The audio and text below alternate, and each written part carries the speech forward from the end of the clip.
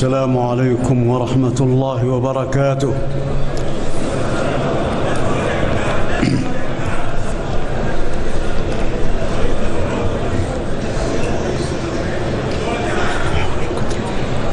الحمد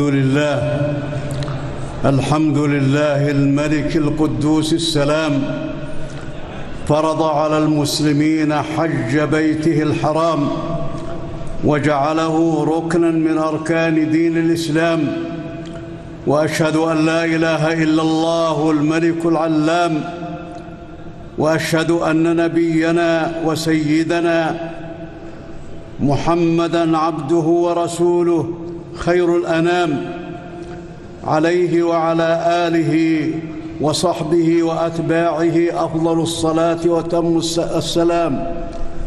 أما بعد، فيا أيها الناس، عليكم بتقوى الله، فبها نجاة العبد في آخرته. قال الله تعالى في أول سورة الحج: يا أيها الناس اتقوا ربكم إن زلزلة الساعة شيء عظيم، يوم ترونها تذهل كل مرضعة عما أرضعت وتضع كل ذات حمل حملها وترى الناس سكارى وما هم بسكارى ولكن عذاب الله شديد. ومن تقوى الله الاستعداد ليوم القيامة بفعل الطاعات وترك المعاصي والسيئات. قال الله تعالى: ذلك بأن الله هو الحق وأنه يحيي الموتى وأنه على كل شيء قدير وأن الساعة آتية لا ريب فيها وأن الله يبعث من في القبور. وإن أعظم استعداد للآخرة يكون بالتوحيد وعبادة الله وحده وترك دعاء غيره. وكيف يدعو من دون الله ما لا يضره وما لا ينفعه؟ ذلك هو الضلال البعيد. يدعو لمن ضره أقرب من نفعه، لبئس المولى ولبئس العشير. قال الله تعالى: ومن يشرك بالله فكأنما خر من السماء فتخطفه الطير أو تهوي به الريح في مكان سحيق. وشعار أهل الإيمان التوحيد لله تعالى. قال سبحانه: فإلهكم إله واحد فله أسلموا وبشر المخبتين الذين إذا ذكر الله وجلت قلوبهم والصابرين على ما أصابهم والمقيم الصلاة ومما رزقناهم ينفقون. فهذه أركان دين الإسلام: التوحيد وشهادة أن لا إله إلا الله وأن محمدًا رسول الله، وإقام الصلاة وإيتاء الزكاة وصوم رمضان وحج بيت الله الحرام، مع التوصية بالخوف من الله تعالى. قال عز وجل: ولمن خاف مقام ربه جنتان، والصبر في طاعة الله وعلى الأقدار المؤلمة. قال الله تعالى: إنما يوفى الصابرون أجرهم بغير حساب، مع شكر الله على نعمه. قال عز وجل: كذلك سخرناها لكم لعلكم تشكرون. ولله في الخلق سنن كونية على العبد أن يؤمن بها وأن يستفيد منها. قال الله تعالى: إن الله يدافع عن الذين آمنوا إن الله لا يحب كل خوان كفور.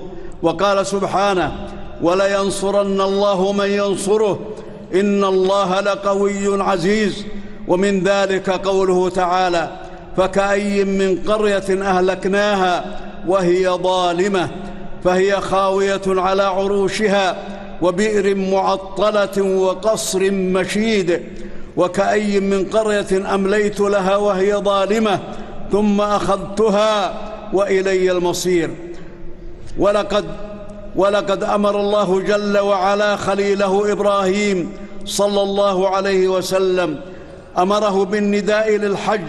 قال تعالى: وأذن في الناس بالحج يأتوك رجالا وعلى كل ضامر يأتين من كل فج عميق ليشهدوا منافع لهم ويذكروا اسم الله في أيام معلومات على ما رزقهم من بهيمة الأنعام. نعم ليشهدوا منافع لهم ويذكروا اسم الله.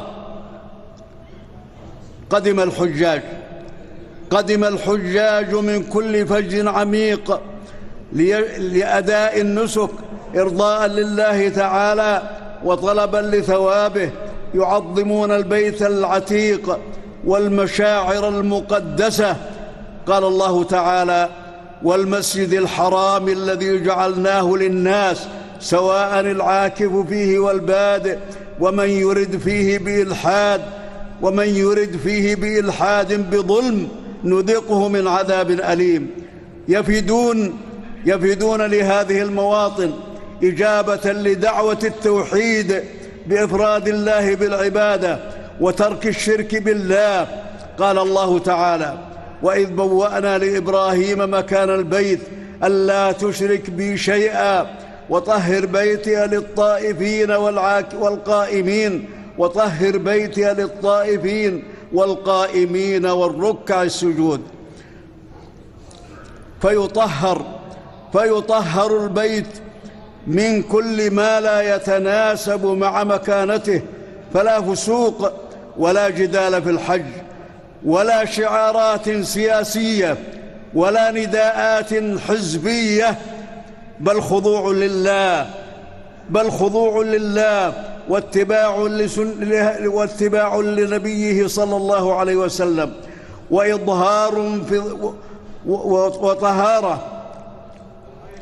طهارة في الظاهر والباطن، وفاء بالعهود والمواثيق واحتراما للحقوق. قال الله تعالى: ذلك ومن يعظم حرمات الله فهو خير له عند ربه، ومن يعظم شعائر الله فإنها من تقوى القلوب. وتتجلى في الحج مظاهر التعارف والتآلف والتعاون والتكافل بين أهل الإسلام في أداء المناسك على اختلاف ألسنتهم وألوانهم وبلدانهم، إخوة متحابين فيشهدون منافع لهم وليطعموا من هديهم البائس الفقير، ويكون من شأنهم الإحسان في الأفعال والصدق في الأقوال. قال الله تعالى: واجتنبوا قول الزور في موقف عرفات يباهي الله بكم ملائكته، وهو الموقف العظيم الذي أنزل الله فيه: اليوم أكملت لكم دينكم وأتممت عليكم نعمتي ورضيت لكم الإسلام دينا. فاقتدوا بنبي الهدى صلى الله عليه وسلم، فقد صلى الظهر والعصر جمعا وقصرا، ثم وقف يذكر الله إلى أن غربت الشمس، فانطلق إلى مزدلفة كما قال تعالى: كما قال الله تعالى: فإذا أفضتم من عرفات فاذكروا الله عند المشعر الحرام واذكروه كما هداكم وإن كنتم من قبله لمن الضالين. فلما أصبح يوم العيد دفع إلى منى. قال الله تعالى: ثم أفيضوا من حيث أفاض الناس واستغفروا الله إن الله غفور رحيم. فرمى جمرة العقبة ونحر هديه وحلق رأسه، وأجاز التقصير ثم طاف بالبيت. قال الله تعالى: ثم ليقضوا تفثهم وليوفوا نذورهم وليطوفوا بالبيت العتيق، مع الحرص على السكينة والرفق والبعد عن التدافع وتنفيذ تعليمات الجهات المنظمة والتقيد بتنظيمات التفويج ومسار الحركة تحقيقا للمصلحة وتجنبا للضرر والفوضى، وحفظا للنفوس وتيسيرا لأداء النسك. وفي منى يستحب الإكثار من ذكر الله. قال الله تعالى: فإذا قضيتم مناسككم فاذكروا الله كذكركم آباءكم أو أشد ذكرا. وفي أيام التشريق يرمي الحاج الجمرات الثلاث، كل جمرة ب7 حصيات في كل يوم، والأفضل البقاء إلى اليوم 13، ويجوز التعجيل في اليوم 12. قال الله تعالى: واذكروا الله في أيام معدودات، فمن تعجل في يومين فلا إثم عليه، ومن تأخر فلا إثم عليه، لمن اتقى. واتقوا الله واعلموا أنكم إليه تحشرون. وقبل السفر طواف الوداع، فالله تعالى هو اجتباكم وما جعل عليكم في الدين من حرج، ملة أبيكم إبراهيم، هو سماكم المسلمين من قبل. وفي هذا ليكون الرسول شهيدا عليكم وتكونوا شهداء على الناس، فأقيموا الصلاة وآتوا الزكاة واعتصموا بالله هو مولاكم، فنعم المولى ونعم النصير. وإن من الاعتصام بالله أن يكثر المرء من دعاء ربه، وخصوصا في مواطن الحج، فهي مظنة للإجابة. وفي الحديث: أفضل الدعاء دعاء عرفة، وخير ما قلته أنا والنبيون قبلي يوم عرفة: لا إله إلا الله وحده لا شريك له، له الملك وله الحمد وهو على كل شيء قدير. رواه الترمذي. وقال تعالى: وقال ربكم ادعوني أستجب لكم إن الذين يستكبرون عن عبادتي سيدخلون جهنم داخرين. وقال تعالى: ومنهم من يقول ربنا آتنا في الدنيا حسنة وفي الآخرة حسنة وقنا عذاب النار، أولئك لهم نصيب مما كسبوا والله سريع الحساب. اللهم تقبل من الحجيج دعاءهم ومناسكهم، ويسر لهم أمورهم، واغفر لهم ذنوبهم، وأعدهم إلى بلدانهم سالمين غانمين فائزين. اللهم أصلح أحوال المسلمين واجمع كلمتهم على الحق. اللهم أصلح أحوال المسلمين واجمع كلمتهم على الحق. اللهم أصلح أحوال المسلمين واجمع كلمتهم على الحق. وتولى جميع شؤونهم، وأصلح أحوالهم الدينية والدنيوية. وتولى جميع شؤونهم وأصلح أحوالهم الدينية والدنيوية يا رب العالمين.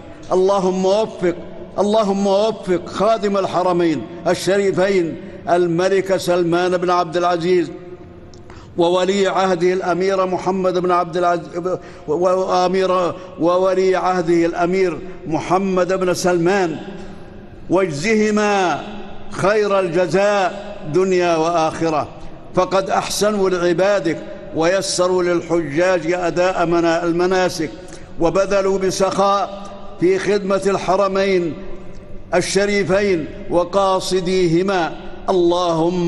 اللهم انصر بهما دينك، اللهم انصر بهما دينك. وصلى الله على سيدنا ونبينا محمد وعلى آله وصحبه وسلم تسليما كثيرا.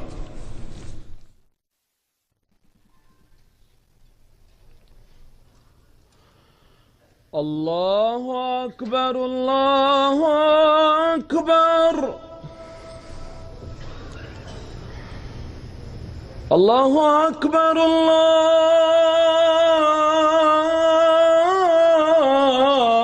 الله أكبر. أشهد أن لا إله إلا الله.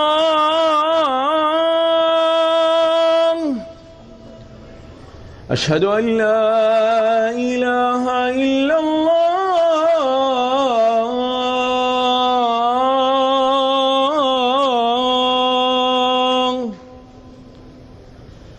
أشهد أن محمدًا رسول الله. أشهد أن محمدًا رسول الله.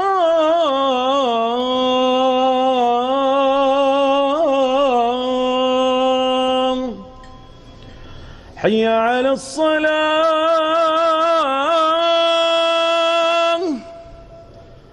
حي على الصلاة.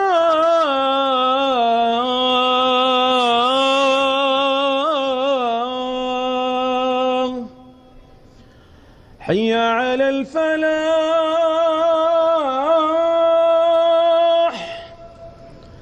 حي على الفلاح.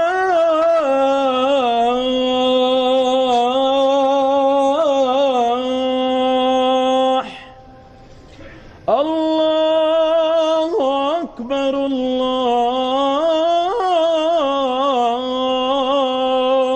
أكبر. لا إله إلا الله. الله أكبر الله أكبر. أشهد أن لا إله إلا الله.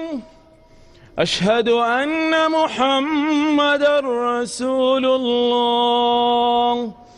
حي على الصلاة. حي على الفلاح. قد قامت الصلاة.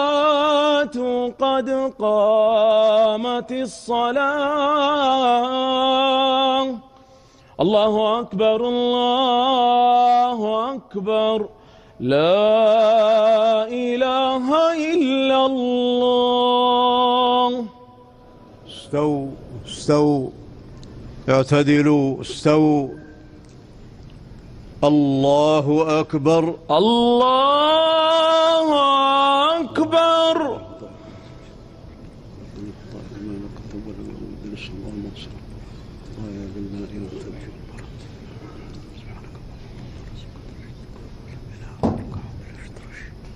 بسم الله الرحمن الرحيم.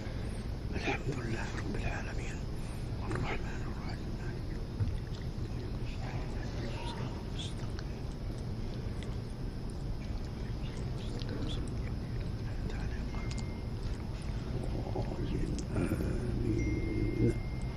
بسم الله الرحمن الرحيم. قل يا أيها الكافرون ما تعبدون ولا تعبدون ولي دين.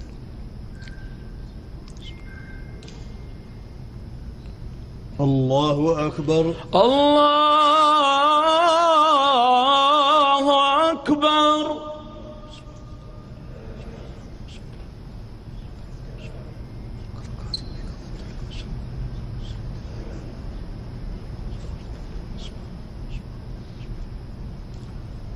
سمع الله لمن حمده. ربنا ولك الحمد.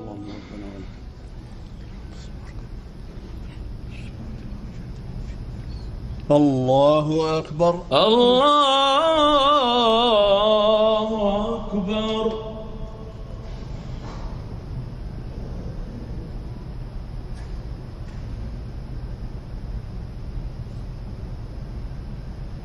الله أكبر الله أكبر.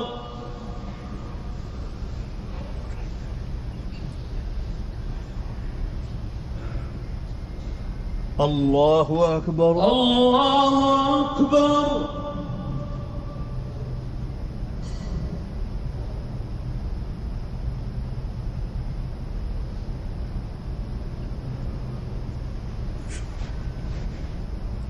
الله أكبر الله أكبر. الله الرحمن الرحيم. بسم الله الرحمن الرحيم. الحمد لله رب العالمين الرحمن الرحيم مالك يوم الدين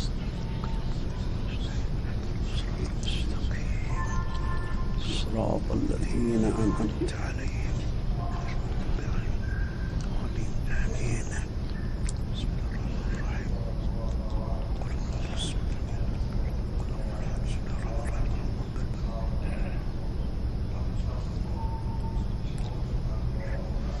الله أكبر. الله أكبر.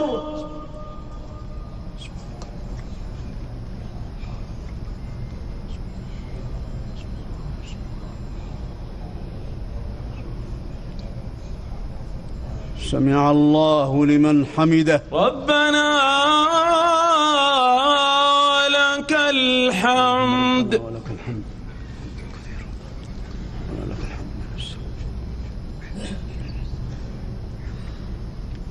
الله أكبر. الله أكبر.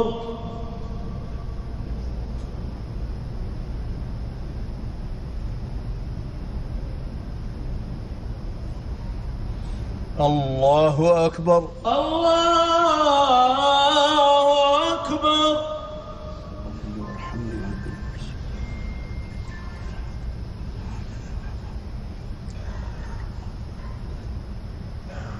الله أكبر. الله أكبر. الله أكبر.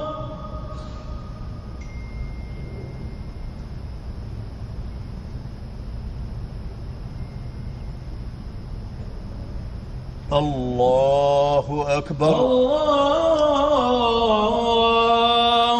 أكبر. تحيات لله تحيات لله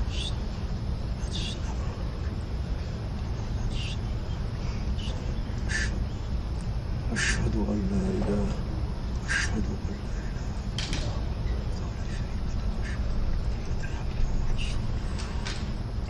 صل على محمد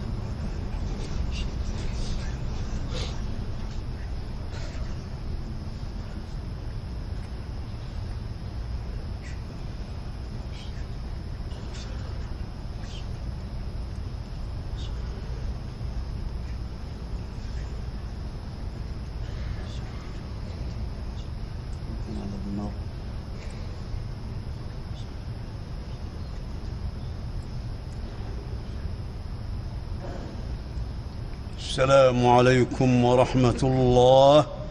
السلام عليكم ورحمة الله. السلام عليكم ورحمة الله. السلام عليكم ورحمة الله.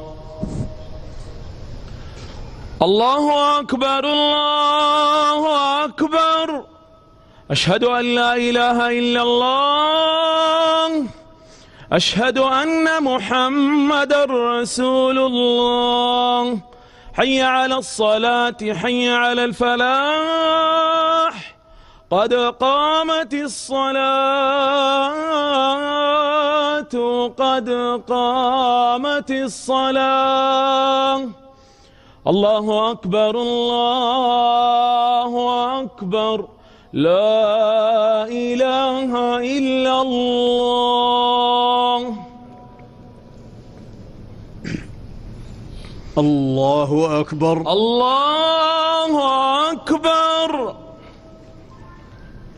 اللهم بعد بيني وبين خطاياك اللهم نقني خطاياك ويوم الدرس اللهم اغفر خطايانا ترجو البرد.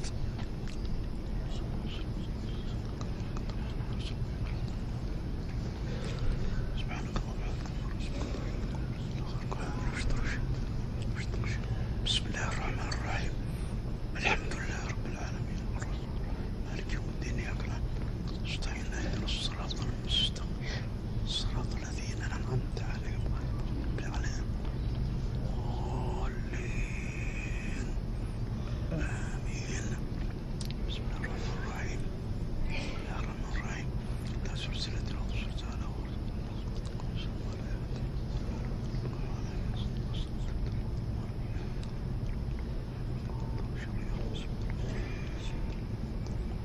الله أكبر. الله أكبر.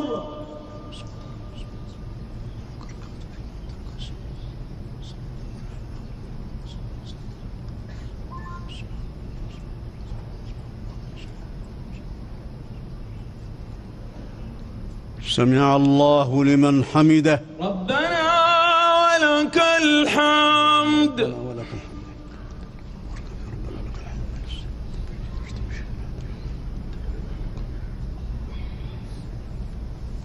الله أكبر. الله أكبر.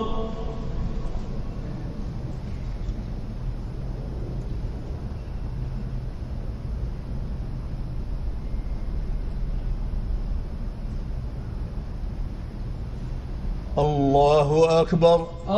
الله أكبر.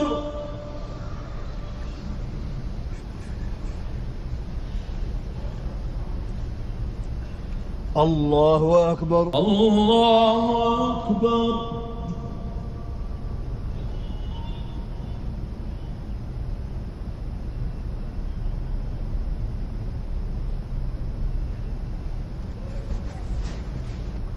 الله أكبر. الله أكبر. بسم الله. بسم الله الرحمن. بسم الله الرحمن الرحيم. الحمد لله رب العالمين الرحمن الرحيم مالك يوم الدين إياك نعبد وإياك نستعين اهدنا الصراط المستقيم صراط الذين أنعمت عليهم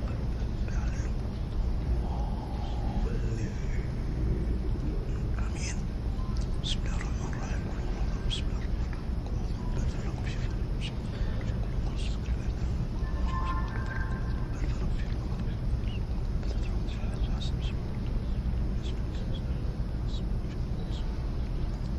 الله أكبر.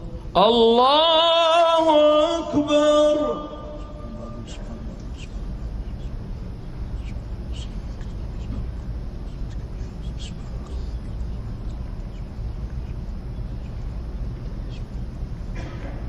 سمع الله لمن حمده. ربنا ولك الحمد. اللهم ربنا ولك الحمد.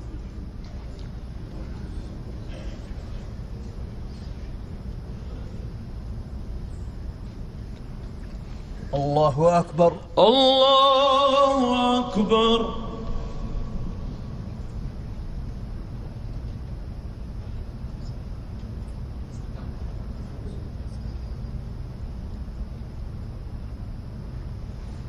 الله أكبر. الله أكبر.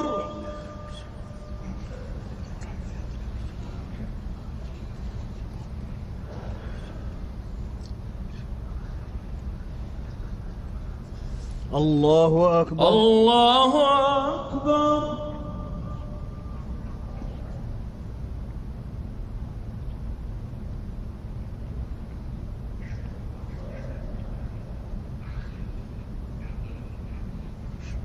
الله أكبر.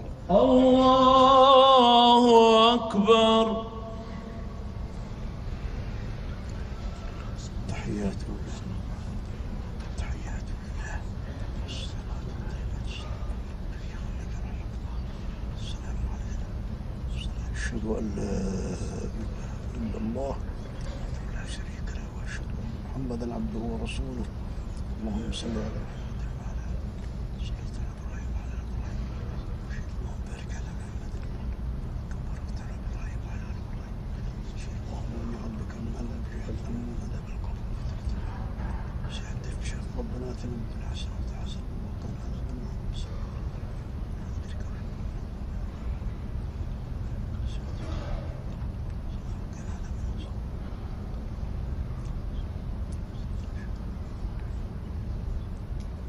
السلام عليكم ورحمة الله. السلام عليكم ورحمة الله. السلام عليكم ورحمة الله. السلام عليكم ورحمة الله.